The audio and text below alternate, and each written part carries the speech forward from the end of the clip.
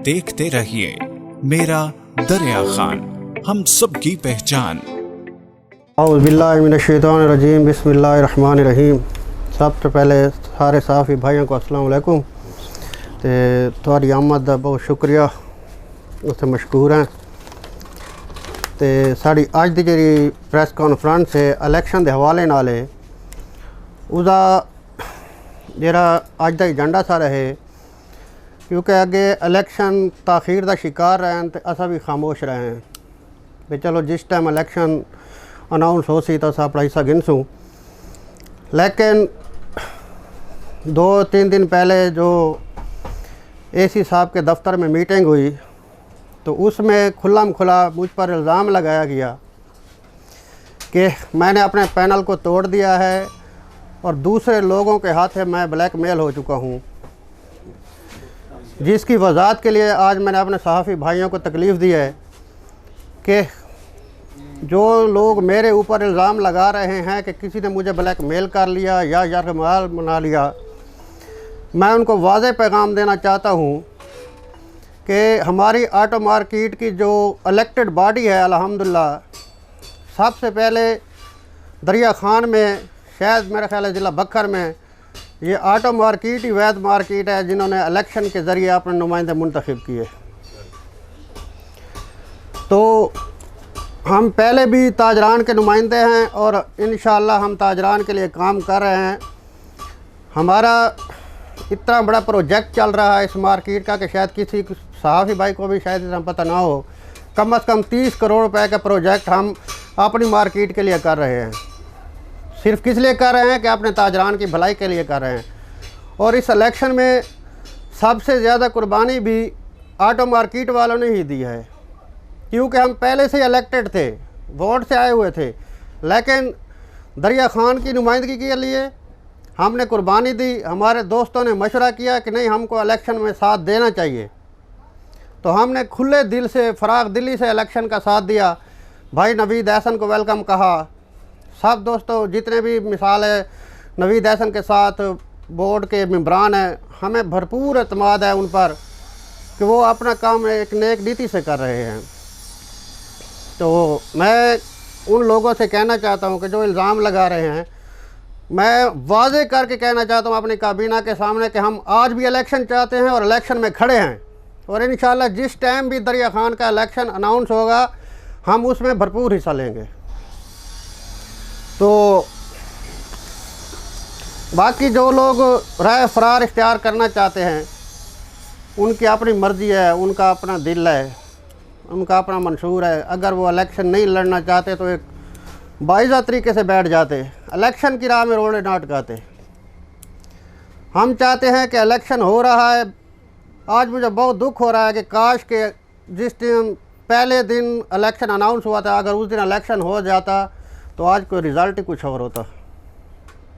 लेकिन इन लोगों ने इलेक्शन को, मैं उनके बारे में क्या अल्फाज कहूँ, बारह उनकी अपनी मर्ज़ी, उन्होंने बड़ा ख़राब किया है। हमारे दरिया खान के ताजरान को, इलेक्शन बॉडी को, चेयरमैन को बड़ा मुतनाज़ा बनाया है। लेकिन ऑटो मार्केट दुल्लेवाला रोड की बॉडी या मैं ताजर इत्तेहाद की तरफ से उम्मीदवार मुंतखब था जनरल सेक्रेटरी का, आज भी हम ऐलान करते हैं कि हम इलेक्शन चाहते हैं और इंशाल्लाह इलेक्शन में हिस्सा लेंगे।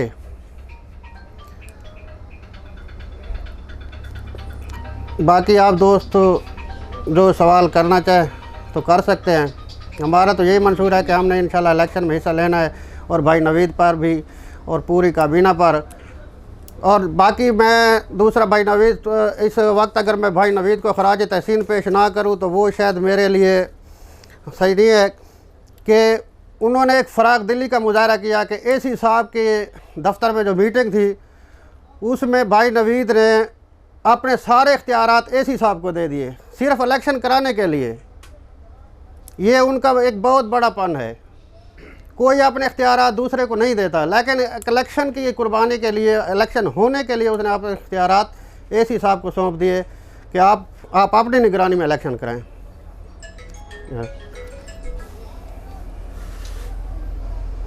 अच्छा सतार भाई, मैं एक सवाल करना चाहूँगा। रोज़नामा सच्चाई बखर न्यूज़ चैनल से एम साबिर मुखातिब हूँ।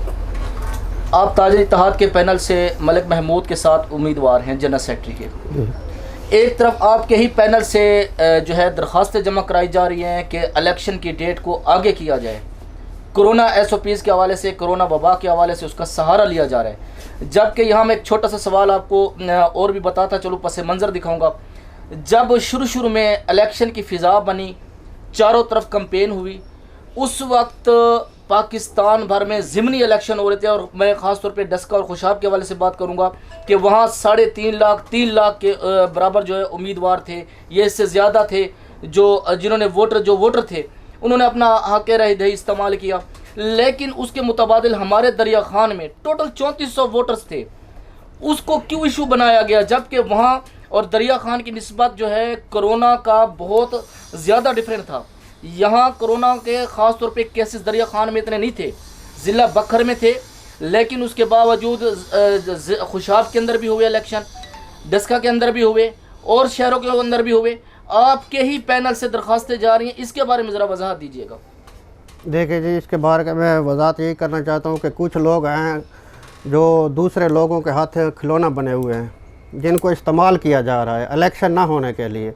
उनके कुछ मकासद होंगे, उनके फ़वायद होंगे जो इस इलेक्शन को रोकना चाहते हैं। बाकी ये जो SOPs का हवाला है या कोरोना का हवाला है, तो मेरे ख्याल में ये सब सिर्फ बहाने हैं इलेक्शन को रोकने के लिए।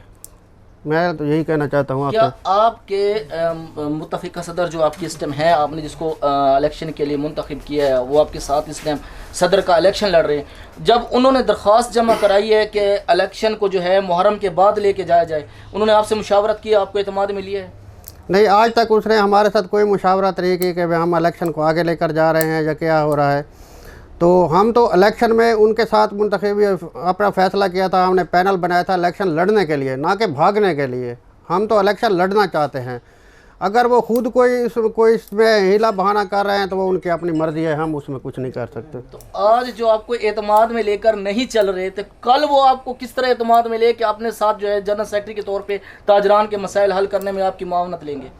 देखिए जी, इसलिए तो आज हमने प्रेस कॉन्फ्रेंस की है कि हमें एतमाद में नहीं लिया जा रहा, तो हमें इसलिए अपना आज लय अमल तय आपके सामने पेश किया है कि हम अपना इलेक्शन चाहते हैं, हम भागना नहीं चाहते।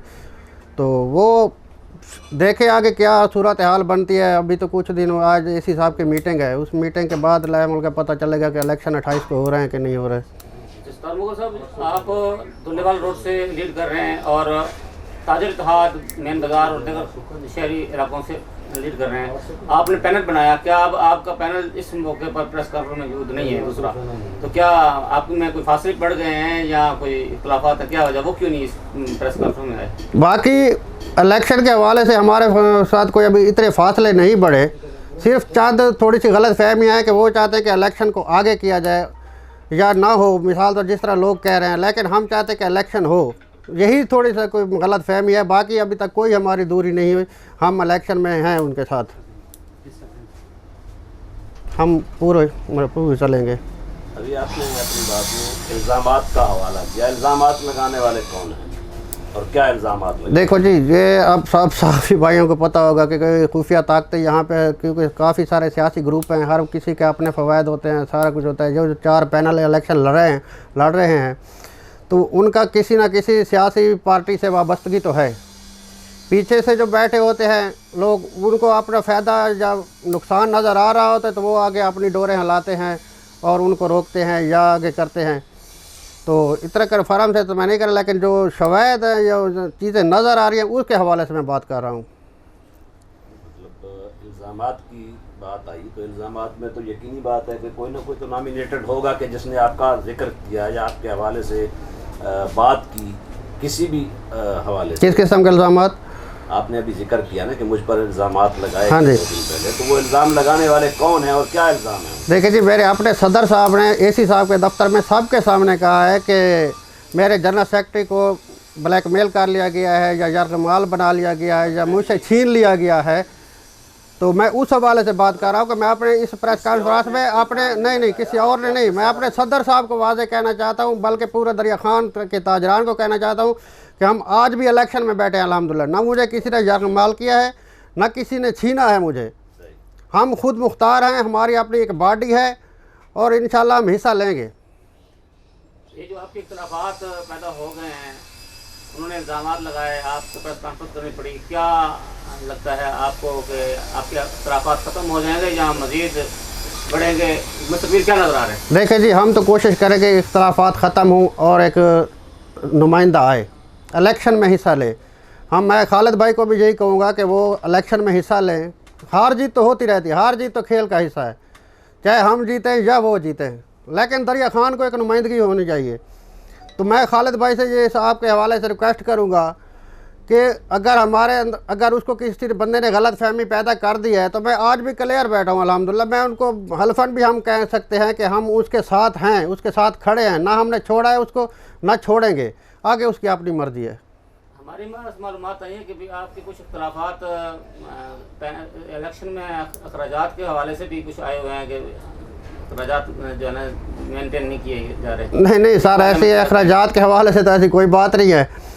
देखिए ना जी, अभी तो इलेक्शन ख़त्म भी नहीं हुआ। किसी ने मिसाल तौर पर कोई इलेक्शन कोई ख़त्म हो जाता है या कोई अपनी टाइम पर पहुंच जाता है तो फिर उसके बाद कोई अगर कोई सवाल ऐसा करे तो उसकी अपनी मर्ज़ी। अभी इस हवाले से ना कोई अखराजात की बात है ना किसी और चीज़ की बात है। सत्तार भाई, अभी आपने जिक्र किया है कि आपके जो सदर साहब हैं उन्होंने इल्ज़ाम लगाया है कि जी मुझसे स्टार मुगल को छीन लिया गया है। ज़रा इसकी वजाहत फरमा दें कि आपको किसने छीना है? देखिए जी, ये मैं पहले भी आपको कहा है कि एसी साहब के दफ्तर में उन्होंने सबके सामने वाजे कहा है कि नज़ीर खेमटा साहब ने मुझे जरगमाल बनाया या छीना है। देखिए, नज़ीर खेमटा के साथ हमारे फैमिली ताल्लुकात हैं, ठीक है, हमारा बहनोई है, उनके साथ उनकी करीबी रिश्तेदारी है। वैसे उनके नज़ीर खेमटा साहब हमारे लिए बहुत एहतराम के काबिल शख्सियत हैं। गुलाम अली भाई हैं या अनवार पिराचा हैं, रऊफ़ फहील हैं या फैसल पिराचा है, बिलाल शेख है, सब हमारे लिए मोहतरम हैं। लेकिन उन सब के अलावा नज़ीर खेमटा के साथ एक हमारा करीबी फैमिली तल्लक भी है। अच्छा, सब दोस्त भाई एक दूसरे के पास आते रहते हैं अपने मकसद के लिए, मिल सकते हैं। इसका ये मकसद तो नहीं होता कि अगर कोई किसी से मिले या कोई बात करे तो वो बंदा बिक जाता है। एक और चीज़ मैं आप सब लोगों को वाज़ेह कर देता हूँ कि 4 पैनल इस टाइम इलेक्शन में हिस्सा ले रहे हैं और जो हमारी ऑटो मार्केट की इलेक्टेड बॉडी है, उन 4 पैनलों ने मेरे समेत इस मार्केट में कैंपेन की है। ये हमारा मिसाल तौर एक अपना एरिया है, लेकिन हमने किसी के साथ ना कोई अदावत की है, ना कोई मुखालफत किया है, ना किसी वोटर को रोका है भाई यार तुम हमें वोट नहीं दे रहे, हमारी मार्केट के हो तुम उनके दो रहे। हम जमहूरियत चाहते हैं। मेरे सदर साहब मलिक रमज़ान अवान बैठे हैं इस मार्केट के, जो पहले मेरे सदर हैं, तो इनका और हमारी पूरी काबीना का मंशूर ये है कि भाई हम जमहूरियत चाहते हैं, हम वोट की पर्ची से नुमाइंदा चाहते हैं, जो भी है। अच्छा सत्तार भाई, जिस तरह आप अभी बात कर रहे हैं कि एसी साहब के सामने आपकी जो है बैठक हुई है, उसमें सारे पैनल्स मौजूद थे। सवाल करने का मकसद ये है कि अब मुत्तफ़िका तौर पे नवीद एहसन नियाज़ को चेयरमैन मुंतखब किया गया सजना के डेरे होटल के ऊपर। उन्हें मुत्तफ़िका तौर पे ताजर बरादरी ने अपना चेयरमैन इलेक्शन बोर्ड मुंतखब किया, फिर बाद में उनके बोर्ड मेंबरान भी सिलेक्ट हुए। अब आके उनके ऊपर अदम एतमाद का इजहार किया जा रहा है, इसकी बुनियादी वजह क्या है? भाई अदम एतमाद हम तो नहीं कर रहे ना, आपके पैनल ही है, नहीं पैनल साहब है। देखो ना जी, वो कर रहे हैं, मैं उनके तो कोई कुछ नहीं कह सकता उनके लिए, लेकिन जो हमारी ज़ात है, जो हमारी अपनी इलेक्टेड बॉडी है, हम उस पर कोई इतराज़ नहीं कर रहे नवीद एहसन पर, ना किसी बोर्ड के किसी मेंबर पर इतराज़ कर रहे हैं। सर माजरत के साथ ताली तो दोनों हाथों से बचती है। देखो जी, ये एक सियासी पैनल ही समझ लेना, सियासी गठजोड़ होता है। ताजरान के लिए इकट्ठे हुए थे हम, वो उधर बाज़ार में काम करेंगे, हम मार्केट में काम करेंगे। अगर हमारा जहन एक चीज़ पे मुतफिक नहीं हो सकता तो इसमें कोई बिल्कुल मैं इस टाइम बतौर सहाफ़ी नहीं और ना मैं मीडिया से, मैं बतौर ताजर एक खुद का अपना आपके सामने मैं एहतसाब करना चाहूँगा। नवीद एहसन नियाज़ का किरदार जो है इस वक्त दरिया खान ज़िला बकर में शायद ही उन जैसी दयानतदार शख्सियत मुझे नज़र नहीं आई, लेकिन इसके बावजूद भी उसको निशाना बनाया गया इंतकाम का, उनके बोर्ड मेंबरान को निशाना बनाया गया। इसकी वजह क्या हो सकती है? देखो जी, जब किसी पर इल्ज़ाम अगर बंदे ने लगाना हो तो पहले तो हक ये है कि उसने उसके ऊपर देखो खुद कि भाई ये बंदा ये काम गलत कर रहा है। ना मैंने आज तक उसे देखा है ना सुना है कि नवीद एहसन कोई गलत काम कर रहा है, या किसी ने मुझे कहा है कि नवीद भाई ने ये काम गलत किया है। बाकी जो लोग इल्ज़ाम लगा रहे हैं, आप उनसे पूछे कि भाई आप इल्ज़ाम क्यों लगा रहे हैं। हम तो इल्ज़ाम नहीं लगा रहे नवीद साहब पे, हम तो नवीद कर साहब, रहे हैं उन पे हाँ जी, आप उनकी मुकम्मल हिमायत है अल्हम्दुलिल्लाह। हम देखे भाई, हमने उसके अंदर कोई फॉल्ट नहीं देखा, कोई नुक्स नहीं देखा, तो हम कैसे उसके ऊपर इल्ज़ाम लगा दें। ना कभी उसने हमारे एक वोटर को तंग किया है, ना किसी सपोर्टर को तंग किया है, भाई इसको स्टार को वोट ना देना, दूसरे को वोट देना, फिर मैं क्यों इल्ज़ाम लगाऊं उस पर। चलो जी, मैं एक सवाल आखिरी करना चाहूँगा आपसे। हाँ। स्टार भाई, एक तरफ आप खड़े हैं, एक तरफ आपके सदर हैं। आपके सदर कहते हैं जी इलेक्शन जो है वो मुहर्रम के बाद हो, आप सारे पैनल्स के साथ मिलकर चाहते हैं कि इलेक्शन अभी इन्हीं दिनों में हो जाएं। इसका फैसला कौन करेगा? देखिए जी, डेट पर तो मैं बात नहीं कर सकता। डेट उन्होंने बोर्ड ने सेलेक्ट करनी है, जिस टाइम वो सिलेक्ट करे मैं कहता भाई उस टाइम इलेक्शन हो जाए बस। बोर्ड ने तो सेलेक्ट की थी ना 28 की।